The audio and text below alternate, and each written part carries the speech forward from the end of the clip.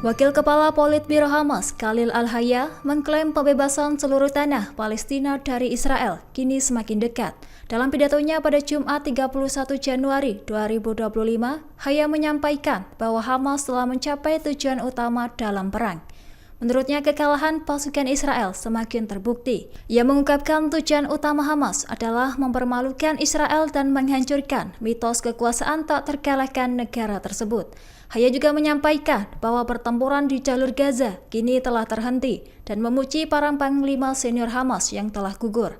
Adapun pengorbanan Hamas sebagai kunci kemenangan melawan Israel. Hayya menyatakan warga Palestina yang ditahan kini mulai dibebaskan dengan pertukaran sandera yang telah terjadi. Selain itu, tentara Israel telah meninggalkan tanah Palestina dengan malu hingga dikejar oleh serangan perlawanan.